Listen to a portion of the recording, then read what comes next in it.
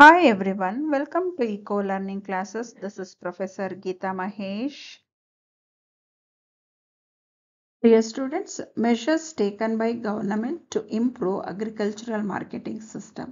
ಇದು ಕೂಡ 6 ಮಾರ್ಕ್ಸ್ಗೆ important question. So first ನಾವು ಅಗ್ರಿಕಲ್ಚರಲ್ ಮಾರ್ಕೆಟಿಂಗ್ ಅಂದರೆ ಏನು, ಬಿಫೋರ್ ಇಂಡಿಪೆಂಡೆನ್ಸ್ ಇದು ಹೇಗಿತ್ತು, ಅದಾದಮೇಲೆ ಯಾಕೆ ಗವರ್ನಮೆಂಟ್ ಇಂಟರ್ವೆನ್ಷನ್ ನೆಸಸರಿ ಆಯಿತು ಅನ್ನೋದ್ರ ಬಗ್ಗೆ ಮಾತಾಡ್ತಾ ಮತ್ತು ಯಾವ್ಯಾವ ಸ್ಟೆಪ್ಸ್ ತೊಗೊಂಡಿದ್ದಾರೆ ಅಥವಾ ಮೆಷರ್ಸ್ ತೊಗೊಂಡಿದ್ದಾರೆ ಅನ್ನೋದನ್ನು ಕೂಡ ನಾವು ಡಿಸ್ಕಸ್ ಮಾಡೋಣ. ಬನ್ನಿ. It is a process. Agricultural marketing ಅಂದರೆ it is a process which involves assembling. ಅಂದರೆ ಅಗ್ರಿಕಲ್ಚರ್ ಲ್ಯಾಂಡ್ಸಿಂದ ಬೆಳೆದಿರೋಂಥ ಬೆಳೆನ ಒಂದು ಕಡೆ ಸಂಗ್ರಹಣೆ ಮಾಡೋದು. ಮಾಡಾದ್ಮೇಲೆ ಅದನ್ನು ನಾವೇನು ಮಾಡಬೇಕು, ಸ್ಟೋರ್ ಮಾಡಬೇಕು. ಎಲ್ಲ ಕಡೆಯಿಂದನೂ ಕಲೆಕ್ಟ್ ಮಾಡಿಕೊಂಡು ಒಂದು ಕಡೆ ಸ್ಟೋರ್ ಮಾಡಬೇಕು. ಕಲೆಕ್ಟ್ ಮಾಡೋದನ್ನ ಅಸೆಂಬಲಿಂಗ್, ಸ್ಟೋರ್ ಮಾಡ್ತೀವಲ್ಲ ಅದು ಸ್ಟೋರಿಂಗ್ ಅಂತಲೇ ಹೇಳ್ತಾರೆ. ಆಮೇಲೆ ಪ್ರೋಸೆಸಿಂಗ್ ಅಂದರೆ ಅದನ್ನು ಕ್ಲೀನ್ ಮಾಡಬೇಕು. ಕ್ಲೀನ್ ಮಾಡಾದ್ಮೇಲೆ ತಂದಿರೋಂಥ ಐಟಮ್ಸ್ ಕ್ಲೀನ್ ಮಾಡಾದ್ಮೇಲೆ ಅದನ್ನು ಗ್ರೇಡಿಂಗ್ ಕೊಡಬೇಕು. ಕ್ವಾಲಿಟಿ ವೈಸ್ ಗ್ರೇಡಿಂಗ್ ಕೊಟ್ಟಿರೋದನ್ನು ನಾವು ಪ್ಯಾಕಿಂಗ್ ಮಾಡಬೇಕು. ಪ್ಯಾಕಿಂಗ್ ಮಾಡಾದ್ಮೇಲೆ ಏನು ಮಾಡಬೇಕು, distributing agricultural product through transportation all over the country. Through transportation pack ಮಾಡಿರೋ ಅಂಥದ್ದನ್ನು ನಾವು ಮಾರಾಟ ಮಾಡಬೇಕಲ್ಲ, ಹಾಗಾಗಿ ಥ್ರೂಔಟ್ ಕಂಟ್ರಿ ಏನು ಮಾಡ್ತೀವಿ, ಡಿಸ್ಟ್ರಿಬ್ಯೂಟ್ ಮಾಡ್ತೀವಿ. ಸೊ ಅದನ್ನೇ ನಾವು ಅಗ್ರಿಕಲ್ಚರಲ್ ಮಾರ್ಕೆಟಿಂಗ್ ಸಿಸ್ಟಮ್ ಅಂತ ಹೇಳ್ತೀವಿ. ಬಿಫೋರ್ ಇಂಡಿಪೆಂಡೆನ್ಸ್ ಈ ಫಾರ್ಮರ್ಸ್ನ ತುಂಬಾ ಎಕ್ಸ್ಪ್ಲಾಯ್ಟ್ ಮಾಡ್ತಾ ಇರ್ತಾರೆ. ಯಾರು ಅಂದರೆ ಒಂದು ಕಡೆ ಮನಿ ಲೆಂಡರ್ಸು, ಇನ್ನೊಂದು ಕಡೆ ಟ್ರೇಡರ್ಸು. ಮನಿ ಲೆಂಡರ್ಸು ಬೆಳೆಯೋದಕ್ಕೆ ಲೋನ್ ಕೊಟ್ಟಿರ್ತಾರೆ, high rate of interest charge ಮಾಡ್ತಾ ಇರ್ತಾರೆ, ಮತ್ತು ಅಕೌಂಟ್ಸ್ನ ಮ್ಯಾನಿಪುಲೇಟ್ ಮಾಡ್ತಾ ಇರ್ತಾರೆ. ಇನ್ನೊಂದು ಸೈಡು ಟ್ರೇಡರ್ಸು ಅವರು ಫಿಕ್ಸ್ ಮಾಡುವಂಥ ರೇಟ್ ಅಗ್ರಿಕಲ್ಚರಲ್ ಪ್ರಾಡಕ್ಟ್ಸ್ಗೆ ತುಂಬ ಲೋ ರೇಟ್ ಫಿಕ್ಸ್ ಮಾಡ್ತಾ ಇರ್ತಾರೆ, ಮತ್ತು ಲಯನ್ ಶೇರ್ ಆಫ್ ಪ್ರೈಸು ಈ ಟ್ರೇಡರ್ಸೇ ತೊಗೊಳ್ತಾ ಇರ್ತಾರೆ. ಸೊ ಈ ರೀತಿಯಾಗಿ ಫಾರ್ಮರ್ಸ್ನ ಅವರು ಕೂಡ ಎಕ್ಸ್ಪ್ಲಾಯ್ಟ್ ಮಾಡ್ತಾ ಇರ್ತಾರೆ. ಸೊ ಇಂಥ ಸಿಚುವೇಷನಲ್ಲಿ ಇಂಟರ್ವೆನ್ಷನ್ ಆಫ್ ಸ್ಟೇಟ್ ಇದೆಯಲ್ಲ, ಅದು ತುಂಬಾ ಅವಶ್ಯಕತೆ ಇದೆ ಅಂತ ಅನ್ನಿಸ್ತು. ಪ್ರೈವೇಟ್ ಸೆಕ್ಟರಲ್ಲಿ ಈ ಆ್ಯಕ್ಟಿವಿಟೀಸ್ನ ರೆಗ್ಯುಲೇಟ್ ಮಾಡಬೇಕು ಅಂತಂದರೆ somebody has to be there to control and protect ಅಂತಲೇ ನಾವು ಹೇಳ್ಬೋದು. ಒಂದು ಕಡೆ ಮನಿ ಲೆಂಡರ್ಸು ಟ್ರೇಡರ್ಸ್ನ ಕಂಟ್ರೋಲ್ ಮಾಡಬೇಕು, ಇನ್ನೊಂದು ಕಡೆ ಫಾರ್ಮರ್ಸ್ನ ಪ್ರೊಟೆಕ್ಟ್ ಮಾಡುವಂಥ ಅವಶ್ಯಕತೆ ಇರುತ್ತೆ. ಹಾಗಾಗಿ ಸ್ಟೇಟ್ ಇಂಟರ್ವೆನ್ಷನ್ ಏನಿದೆ ತುಂಬಾ ನೆಸಸರಿ ಅಂತ ಅನ್ನಿಸ್ತು. ಸೊ ಆಗ ಏನಾಗುತ್ತೆ, an efficient marketing system is required. ಇಲ್ಲ ಅಂತಂದರೆ ಫಾರ್ಮರ್ಸ್ನ ಎಕ್ಸ್ಪ್ಲಾಯ್ಟ್ ಮಾಡ್ತಾ ಇರ್ತಾರೆ. ಹಾಗಾಗಿ ಒಂದು ಎಫಿಷಿಯಂಟ್ ಮಾರ್ಕೆಟಿಂಗ್ ಸಿಸ್ಟಮ್ ಅವಶ್ಯಕತೆ ಇರುತ್ತೆ. ಒಂದು ಕಡೆ ಅಗ್ರಿಕಲ್ಚರಲ್ ಪ್ರೊಡಕ್ಟಿವಿಟಿನ ಇನ್ಕ್ರೀಸ್ ಮಾಡೋದಕ್ಕೋಸ್ಕರ, ಇನ್ನೊಂದು ಕಡೆ ಫಾರ್ಮರ್ಸ್ ಇನ್ಕಮ್ನ ಜಾಸ್ತಿ ಮಾಡೋದಕ್ಕೋಸ್ಕರ ನಮಗೆ ಎಫಿಷಿಯಂಟ್ ಮಾರ್ಕೆಟಿಂಗ್ ಸಿಸ್ಟಮ್ ಅವಶ್ಯಕತೆ ಇರುತ್ತೆ. ಸೊ ಈ ಎಫಿಷಿಯಂಟ್ ಮಾರ್ಕೆಟಿಂಗ್ ಸಿಸ್ಟಮ್ನ ಸೆಟಪ್ ಮಾಡೋದಕ್ಕೆ ಯಾವ್ಯಾವ ಮೆಷರ್ಸ್ ತಗೊಂಡು ಗವರ್ನಮೆಂಟ್ ಅನ್ನೋದನ್ನು ನಾವು ಡಿಸ್ಕಸ್ ಮಾಡೋಣ. ಸೊ ಗವರ್ನಮೆಂಟ್ ಯಾವ್ಯಾವ ಮೆಷರ್ಸ್ ತಗೊಂತು ಅಂತ ನೋಡೋದಾದರೆ, government has developed regulated markets ಅಂತ ಹೇಳ್ಬೋದು. ಈ ರೆಗ್ಯುಲೇಟೆಡ್ ಮಾರ್ಕೆಟಲ್ಲಿ 3 ಮೆಂಬರ್ಸ್ ಇರ್ತಾರೆ. ಒಬ್ಬರು ಬಂದು ಅಗ್ರಿಕಲ್ಚರಲ್ ಫಾರ್ಮರ್ಸ್ ಸೈಡಿಂದ, ಇನ್ನೊಬ್ಬರು ಬಂದು ಟ್ರೇಡರ್ಸ್ ಕಡೆಯಿಂದ, ಇನ್ನೊಬ್ಬ ಪರ್ಸನ್ ಬಂದು ಗವರ್ನಮೆಂಟ್ ಸೆಲೆಕ್ಟ್ ಮಾಡಿರೋಂಥ ಪರ್ಸನ್, ಗವರ್ನಮೆಂಟ್ ಎಂಪ್ಲಾಯಿ ಅಂತಲೇ ಹೇಳ್ಬೋದು. ಸೊ ಈ 3 ಮೆಂಬರ್ಸನ್ನು ಕೂಡ ಆಗ ರೆಗ್ಯುಲೇಟೆಡ್ ಮಾರ್ಕೆಟಲ್ಲಿ ಡಿಸಿಷನ್ಸ್ ತೊಗೊಳ್ತಾ ಇರ್ತಾರೆ. ಟುಗೆದರ್ ಕಲೆಕ್ಟಿವ್ ಆಗಿ ಅಬ್ಸರ್ವ್ ಮಾಡ್ತಾ ಇರ್ತಾರೆ, ಡಿಸಿಷನ್ಸ್ ತೊಗೊಳ್ತಾ ಇರ್ತಾರೆ. ಸೊ ಏನು ಪ್ರೈಸ್ ಫಿಕ್ಸ್ ಮಾಡಬೇಕು, ಅಲ್ಲಿ ಮೆಷರ್ಮೆಂಟ್ಸ್ ಹೇಗೆ ನಡೀತಾ ಇದೆ, ಇದೆಲ್ಲರ ಬಗ್ಗೆನೂ ಕೂಡ ಇವ್ರು ಅಬ್ಸರ್ವ್ ಮಾಡ್ತಾ ಇರ್ತಾರೆ. ಸೊ ಒಬ್ಬ ಬಂದು ಫಾರ್ಮರ್ಸ್ ರೆಪ್ರೆಸೆಂಟೇಟಿವ್, ಟ್ರೇಡರ್ ರೆಪ್ರೆಸೆಂಟೇಟಿವ್ ಮತ್ತು ಗವರ್ನಮೆಂಟ್ ಎಂಪ್ಲಾಯಿ ಇರೋದ್ರಿಂದ ಯಾರಿಗೂ ಇಲ್ಲಿ ಚೀಟಿಂಗ್ ಆಗೋವಂಥ ಚಾನ್ಸಸ್ ಇರೋದಿಲ್ಲ. ಒಂದು ಟ್ರಾನ್ಸ್ಪರೆನ್ಸಿನ ನಾವು ನೋಡ್ಬೋದು ಮಾರ್ಕೆಟಿಂಗ್ ಸಿಸ್ಟಮಲ್ಲಿ ಅಂತ ನಾವು ಹೇಳ್ಬೋದು. ಯಾಕಂದರೆ 3 ಜನ ಪಾರ್ಟಿಸಿಪೇಟ್ ಮಾಡೋದ್ರಿಂದ ಒಬ್ಬರು ಇನ್ನೊಬ್ಬರಿಗೆ ಚೀಟ್ ಮಾಡಲಿಕ್ಕೆ ಆಗೋದಿಲ್ಲ. ಹಾಗಾಗಿ ನಮಗೆ ಕ್ಲಾರಿಟಿ ಇರುತ್ತೆ ಏನು ನಡೀತಾ ಇದೆ ಅಂತ. ಸೊ ಹಾಗಾಗಿ ರೆಗ್ಯುಲೇಟೆಡ್ ಮಾರ್ಕೆಟ್ಸು ತುಂಬಾ ಹೆಲ್ಪ್ ಆಯಿತು ಫಾರ್ಮರ್ಸ್ಗೆ ಅಂತ ನಾವು ಹೇಳ್ಬೋದು. Next, provision of infrastructure facilities. Like agriculture ಸೆಕ್ಟರಲ್ಲಿ ನಮಗೆ ಏನು ಇನ್ಫ್ರಾಸ್ಟ್ರಕ್ಚರಲ್ ಫೆಸಿಲಿಟೀಸ್ ಬೇಕು? ಫಸ್ಟ್ ಆಫ್ ಆಲ್ ರೋಡ್ಸ್ ಬೇಕಾಗತ್ತೆ, ರೈಲ್ವೇಸ್ ಬೇಕಾಗತ್ತೆ, warehouses, cold storage, processing units, ಇವು ತುಂಬಾ ಅವಶ್ಯಕತೆ ಇರುತ್ತೆ. ನೀವು ಪ್ರೊಸೆಸಿಂಗ್ ಮಾಡದೆ ಮಾರಾಟ ಮಾಡಿದ್ರೆ ಅದರದ್ದು ಬೆಲೆ ಕಡಿಮೆ ಇರುತ್ತೆ.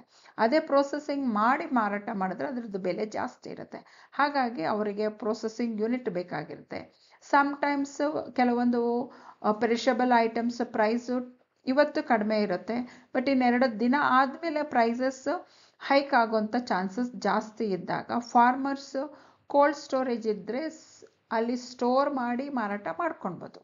ಯಾವಾಗ ಸ್ಟೋರೇಜ್ ಫೆಸಿಲಿಟಿ ಇರೋದಿಲ್ವೋ ಅವಾಗ ಮಾರಾಟ ಮಾಡಲಿಕ್ಕೆ ಆಗೋದಿಲ್ಲ.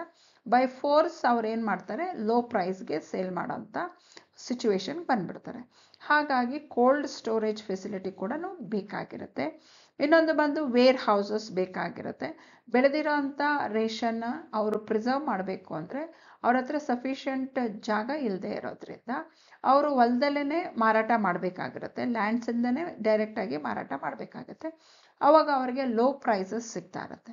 ಅದೇ ಅವರೇನಾದರೂ ವೇರ್ ಹೌಸ್ ಫೆಸಿಲಿಟಿ ಇದ್ದು ಅಲ್ಲಿ ಸ್ಟೋರೇಜ್ ಮಾಡಿಕೊಂಡು ಯಾವಾಗ ಬೆಲೆ ಜಾಸ್ತಿ ಸಿಗುತ್ತೋ ಆವಾಗ ಅವರು ಮಾರಾಟ ಮಾಡೋ ವ್ಯವಸ್ಥೆ ಇದ್ದರೆ ಈವನ್ ಫಾರ್ಮರ್ಸ್ಗೆ ಅದು ತುಂಬಾ ಹೆಲ್ಪ್ ಆಗುತ್ತೆ. ಹಾಗಾಗಿ ಗೌರ್ನಮೆಂಟು ತುಂಬಾ ಇಂಪಾರ್ಟೆನ್ಸ್ ಕೊಡುತ್ತೆ ಫಾರ್ ಪ್ರೊವೈಡಿಂಗ್ ಇನ್ಫ್ರಾಸ್ಟ್ರಕ್ಚರಲ್ ಫೆಸಿಲಿಟಿ ಅಂತ ನಾವು ಹೇಳ್ಬೋದು. Next, formulation of cooperative marketing societies. So farmers ಎಲ್ಲನೂ ಒಂದು ಕೋಆಪರೇಷನ್ ಮೂವ್ಮೆಂಟ್ ನಡೆದಿರುತ್ತೆ ನಮ್ಮ ಇಂಡಿಯಾದಲ್ಲಿ. 1912 ಕೋಆಪರೇಷನ್ ಮೂವ್ಮೆಂಟ್ ಸ್ಟಾರ್ಟ್ ಆಗುತ್ತೆ. ಸೊ ಈ ಫಾರ್ಮರ್ಸ್ ಎಲ್ಲ ಒಂದು ಗ್ರೂಪ್ ಮಾಡಿಕೊಂಡು ಅವರೇ ಒಂದು ಮಾರ್ಕೆಟಿಂಗ್ ಸೊಸೈಟಿನ ಕ್ರಿಯೇಟ್ ಮಾಡಿಕೊಂಡು ಅವರೇ ಡೈರೆಕ್ಟಾಗಿ ಫಾರ್ಮರ್ಸಿಂದ ಕಸ್ಟಮರ್ಸ್ಗೆ ಅಥವಾ ಕನ್ಸ್ಯೂಮರ್ಸ್ಗೆ ರೀಚ್ ಆಗೋ ವ್ಯವಸ್ಥೆನ ಅವರೇ ಕ್ರಿಯೇಟ್ ಮಾಡ್ಕೊಂಡು ಬಿಡ್ತಾರೆ. ಸೊ ಏನು ಪ್ರಾಫಿಟ್ ಬರುತ್ತೋ ಈ ಅಗ್ರಿಗೇಟ್ ಮಾರ್ಕೆಟಿಂಗ್ ಸಿಸ್ಟಮಿಂದ ಆ ಪ್ರಾಫಿಟ್ನ ಅವರು ಎಲ್ಲ ಫಾರ್ಮರ್ಸು ಕೂಡ ಶೇರ್ ಮಾಡ್ಕೊಳ್ಳೋ ರೀತಿನಲ್ಲಿ ಈ ಕೋಆಪರೇಟಿವ್ ಮಾರ್ಕೆಟಿಂಗ್ ಸೊಸೈಟೀಸ್ನು ಕೂಡ ಎಸ್ಟಾಬ್ಲಿಷ್ ಮಾಡ್ಕೊಳ್ತಾರೆ ಅಂತ ನಾವು ಹೇಳ್ಬೋದು. ನೆಕ್ಸ್ಟ್ ನೋಡೋದಾದರೆ assurance of minimum support price for agricultural product. Government ಏನು ಮಾಡುತ್ತೆ, ಮಿನಿಮಮ್ ಸಪೋರ್ಟ್ ಪ್ರೈಸ್ನ ಅನೌನ್ಸ್ ಮಾಡಿಬಿಡುತ್ತೆ. ಫಾರ್ ಎಕ್ಸಾಂಪಲ್ ರೈಸ್ ಅಂತ ಇಟ್ಕೊಳ್ಳೋಣ. ಸೊ ರೈಸ್ ಒಂದು ಸತಿ ಬೆಳೆದ ಆದಮೇಲೆ the cost of production 10 rupees ಇದ್ದು ಮಾರ್ಕೆಟ್ ಪ್ರೈಸ್ ಏನಿರುತ್ತೆ, ಮಾರ್ಕೆಟ್ ಪ್ರೈಸ್ ಅದೇನಾದರೂ 5 ರೂಪೀಸ್ ಇದ್ದರೆ ಆಗೇನಾಗುತ್ತೆ, 5 ರೂಪೀಸ್ ಇದ್ದರೆ ದೇ ಇನ್ಕರ್ ಲಾಸ್ ಅಲ್ವಾ. ಲಾಸ್ ಆದಾಗ ಏನು ಮಾಡ್ತಾರೆ, ಫಾರ್ಮರ್ಸು ಉತ್ಪಾದನೆ ಮಾಡೋದು ಬೇಡ, ನಮಗೆ ಲಾಸ್ ಆಗುತ್ತೆ ಈ ಬೆಳೆಯಿಂದ ಅಂತೇನಾದರೂ ಸ್ಟಾಪ್ ಮಾಡಿದ್ರೆ ನಮ್ಮ ಕಂಟ್ರಿನಲ್ಲಿ ಏನಾಗುತ್ತೆ, ಶಾರ್ಟೇಜ್ ಆಫ್ ರೈಸ್ ಆಗಿಬಿಡುತ್ತೆ. ಆಮೇಲೆ ಇನ್ಫ್ಲೇಷನ್ ಆಗುತ್ತೆ. ಬೇಸಿಕ್ ನೆಸಸರಿ ಐಟಮ್ಸ್ ಪ್ರೈಸಸ್ ಏನಾದರೂ ಜಾಸ್ತಿ ಆದರೆ ದ ಕಾಸ್ಟ್ ಆಫ್ ಲಿವಿಂಗ್ ಏನಾಗುತ್ತೆ, ಜಾಸ್ತಿ ಆಗುತ್ತೆ. ಸ್ಟ್ಯಾಂಡರ್ಡ್ ಆಫ್ ಲಿವಿಂಗು ತುಂಬಾ ಕಡಿಮೆ ಆಗ್ತಾ ಹೋಗ್ಬಿಡುತ್ತೆ. ಸೊ ಹಾಗಾಗಿ ಗೌರ್ನಮೆಂಟ್ ಏನು ಮಾಡುತ್ತೆ, ಮಿನಿಮಮ್ ಸಪೋರ್ಟ್ ಪ್ರೈಸ್ ಈ ಥರ ಕೆಲವೊಂದು ಎಸೆನ್ಷಿಯಲ್ ಪ್ರಾಡಕ್ಟ್ಸ್ಗೆ ಅನೌನ್ಸ್ ಮಾಡಿಬಿಡುತ್ತೆ. ಯಾವ ರೀತಿ ಅನೌನ್ಸ್ ಮಾಡುತ್ತೆ ಅಂತಂದರೆ, ರೈಸದು ಕಾಸ್ಟ್ ಆಫ್ ಪ್ರೊಡಕ್ಷನ್ ಏನಿರುತ್ತೆ 10 ರೂಪೀಸ್ ಇರುತ್ತೆ ಅಂತ ಇಟ್ಕೊಳ್ಳಿ. ಓಕೆ, ಸೊ ಇದು ಅನೌನ್ಸ್ ಮಾಡಿಬಿಡುತ್ತೆ, ಮಿನಿಮಮ್ ಸಪೋರ್ಟ್ ಪ್ರೈಸ್ ನೀವು ಬೆಳೀರಿ, ನೀವು ಬೆಳೆದಿರೋ ಅಂಥ ಎಲ್ಲ ಬೆಳೆನೂ ನಾವು 10 ರೂಪೀಸಿಗೆ ನಾವು ಪರ್ಚೇಸ್ ಮಾಡ್ತೀವಿ ಅಂತ ಗೌರ್ನಮೆಂಟ್ ಅನೌನ್ಸ್ ಮಾಡಿಬಿಡುತ್ತೆ. ಬೈ ಚಾನ್ಸ್ ಮಾರ್ಕೆಟ್ ಪ್ರೈಸ್ ಅವ್ರು ಬೆಳೆದ ಆದಮೇಲೆ ಅದೇನಾದರೂ 12 ರೂಪೀಸ್ ಇತ್ತು ಅಂತಂದರೆ ಇವರು ಓಪನ್ ಮಾರ್ಕೆಟಲ್ಲಿ ಮಾರಾಟ ಮಾಡ್ಕೊಳ್ಬೋದು, ಯಾರು, farmers. By chance market price ಏನಾದರೂ 8 ರೂಪೀಸ್ ಇತ್ತು ಅಂತ ಇಟ್ಕೊಳ್ಳಿ.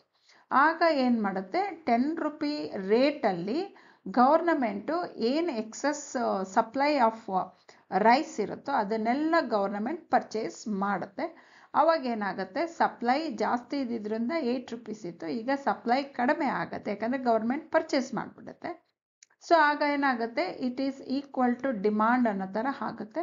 ಆವಾಗ ಪ್ರೈಸ್ ಏನಾಗುತ್ತೆ, ಇನ್ಕ್ರೀಸ್ ಆಗಿ 10 ರೂಪೀಸ್ಗೆ ಅಥವಾ ಮೋರ್ ದ್ಯಾನ್ 10 ರೂಪೀಸ್ ಬರುತ್ತೆ. ಸೊ ಒಂದು ಅಷ್ಟು ಅಮೌಂಟು ಗೌರ್ನಮೆಂಟ್ ಪರ್ಚೇಸ್ ಮಾಡಿಬಿಡುತ್ತೆ. ಉಳಿದಿದ್ದು ಏನಿರುತ್ತೆ ಓಪನ್ ಮಾರ್ಕೆಟಲ್ಲಿ ಇರುತ್ತೆ, ಆವಾಗ ಹೈ ಪ್ರೈಸ್ ಸಿಗುತ್ತೆ. ಹಾಗಾಗಿ ಫಾರ್ಮರ್ಸ್ಗೆ ಹೆಲ್ಪ್ ಆಗುತ್ತೆ ಅಂತಲೇ ನಾವು ಹೇಳ್ಬೋದು. Maintenance of buffer stock for prime food items. ನಾನು ಇಲ್ಲಿ ಹೇಳಿದೆ ಮಿನಿಮಮ್ ಸಪೋರ್ಟ್ ಪ್ರೈಸ್ ಅನೌನ್ಸ್ ಮಾಡುತ್ತೆ ಅಂತ. ಮಾಡಾದಮೇಲೆ ಗೌರ್ನಮೆಂಟ್ ಪರ್ಚೇಸ್ ಮಾಡುತ್ತೆ. ಅಕಸ್ಮಾತ್ ಪ್ರೈಸ್ ಏನಾದರೂ less than market price is less than cost of production or minimum support price announce ಮಾಡಿರುತ್ತಲ್ಲ ಅದಕ್ಕಿಂತ ಏನಾದರೂ ಕಡಿಮೆ ಇದ್ದಾಗ ಗೌರ್ನಮೆಂಟ್ ಪರ್ಚೇಸ್ ಮಾಡಿ ಅದನ್ನು ಬಫರ್ ಸ್ಟಾಕ್ ಅಂತ ಮೇಂಟೈನ್ ಮಾಡ್ತಾರೆ. ಈ ಬಫರ್ ಸ್ಟಾಕ್ ಮೇಂಟೈನ್ ಮಾಡೋದ್ರಿಂದ ನಾವು ಪ್ರೈಸ್ ಸ್ಟೆಬಿಲಿಟಿನ ಮೇಂಟೈನ್ ಮಾಡ್ಬೋದು ಅಂತಲೇ ಹೇಳ್ಬೋದು. ಈ ಪ್ರೈಸ್ ಸ್ಟೆಬಿಲಿಟಿನ ನಾವು ಹೇಗೆ ಮೇಂಟೈನ್ ಮಾಡ್ಬೋದು ಅನ್ನೋದಾದರೆ, ಫಾರ್ ಎಕ್ಸಾಂಪಲ್ ನಾರ್ತ್ ಇಂಡಿಯಾದಲ್ಲಿ ಸಪ್ಲೈ ಆಫ್ ರೈಸ್ ಏನಿದೆ ಅದು ಕಡಿಮೆ ಇದೆ, ಡಿಮಾಂಡ್ ಫಾರ್ ರೈಸ್ ಏನಿದೆ ಜಾಸ್ತಿ, ಅವಾಗೇನಾಗುತ್ತೆ, ಪ್ರೈಸಸ್ ಜಾಸ್ತಿ ಆಗುತ್ತೆ. ಆದರೆ ಇಲ್ಲಿ ಏನಾಗುತ್ತೆ, ಸೌತಲ್ಲಿ ಸಪ್ಲೈ ಆಫ್ ರೈಸ್ ಜಾಸ್ತಿ ಇದೆ, ಡಿಮಾಂಡ್ ಫಾರ್ ರೈಸ್ ಏನಿದೆ ಕಡಿಮೆ ಇದೆ, ಇಲ್ಲೇನಾಗುತ್ತೆ, ಪ್ರೈಸಸ್ ಕಡಿಮೆ ಆಗುತ್ತೆ. ಸೊ ಇಂಥ ಟೈಮಲ್ಲಿ ಇಲ್ಲಿ ಸೌತಲ್ಲಿ ಪರ್ಚೇಸ್ ಮಾಡಿ ಅದು ನಾರ್ತಲ್ಲಿ ಸಪ್ಲೈ ಮಾಡೋದ್ರ ಮೂಲಕ ಈ ಪ್ರೈಸನ್ನು ಬ್ಯಾಲೆನ್ಸ್ ಮಾಡಲಿಕ್ಕೂ ಕೂಡ ಸಹಾಯ ಆಗುತ್ತೆ ಬಫರ್ ಸ್ಟಾಕ್ಸ್ ಮೇಂಟೈನ್ ಮಾಡೋದ್ರಿಂದ.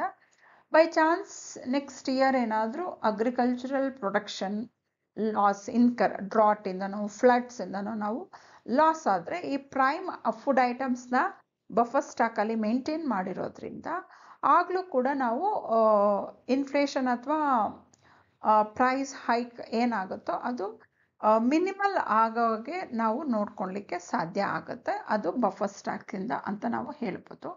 ನೆಕ್ಸ್ಟ್ ನೋಡೋದಾದರೆ, distribution of food grains through public distribution system to maintain minimum nutritional status of poor people. So poor people ಏನು ಮಾಡ್ತಾರೆ, ಫುಡ್ ಐಟಮ್ಸ್ ಇನ್ಟೇಕ್ ಏನಿರುತ್ತೋ ಅದು ನ್ಯೂಟ್ರಿಷಿಯಸ್ ಲೆವೆಲ್ನ ಮೇಂಟೈನ್ ಮಾಡೋಷ್ಟು ಅವರು ತೊಗೊಳೋದಿಲ್ಲ. ಯಾಕಂದರೆ ಅದರದ್ದು ಬೆಲೆ ಜಾಸ್ತಿ ಇರೋದ್ರಿಂದ, ಅವ್ರ ಇನ್ಕಮ್ಮು ಸಪೋರ್ಟ್ ಮಾಡದೇ ಇರೋದ್ರಿಂದ ಅವ್ರು ಏನು ಮಾಡ್ತಾರೆ, ಕಡಿಮೆ ಕನ್ಸಂಪ್ಷನ್ ಮಾಡ್ತಾ ಇರ್ತಾರೆ. ಸೊ ಪಬ್ಲಿಕ್ ಡಿಸ್ಟ್ರಿಬ್ಯೂಷನ್ ಸಿಸ್ಟಮ್ ಮೂಲಕ ಏನು ಮಾಡ್ತಾರೆ, ಚೀಪರ್ ರೇಟಲ್ಲಿ ತುಂಬ ಇಂಪಾರ್ಟೆಂಟ್ ಅವಶ್ಯಕತೆ ಇರೋವಂಥ ಐಟಮ್ಸ್ನ ಅವ್ರೇನು ಮಾಡ್ತಾರೆ, ಲೋ ರೇಟಲ್ಲಿ ಸಬ್ಸಿಡೈಸ್ಡ್ ಪ್ರೈಸ್ ಅಂತಲೇ ನಾವು ಹೇಳ್ತೀವಿ, ಲೋ ಪ್ರೈಸಲ್ಲಿ ಮಾರಾಟ ಮಾಡಿ ಎಲ್ಲರೂ ಪುವರ್ ಪೀಪಲ್ ಎಲ್ಲರೂ ನ್ಯೂಟ್ರಿಷಿಯಸ್ ಫುಡ್ನ ಕನ್ಸ್ಯೂಮ್ ಮಾಡೋ ಹಾಗೆ ಮಾಡಿ ನಮ್ಮ ಕಂಟ್ರಿದು ನ್ಯೂಟ್ರಿಷನಲ್ ಸ್ಟೇಟಸ್ ಏನಿದೆ ಅದು ಇಂಪ್ರೂವ್ ಆಗೋ ಹಾಗೆ ನೋಡ್ಕೊಳುತ್ತೆ ಅಂತಲೇ ನಾವು ಹೇಳ್ಬೋದು. Dear students, if you like, please like, share and subscribe to my channel. Thank you so much.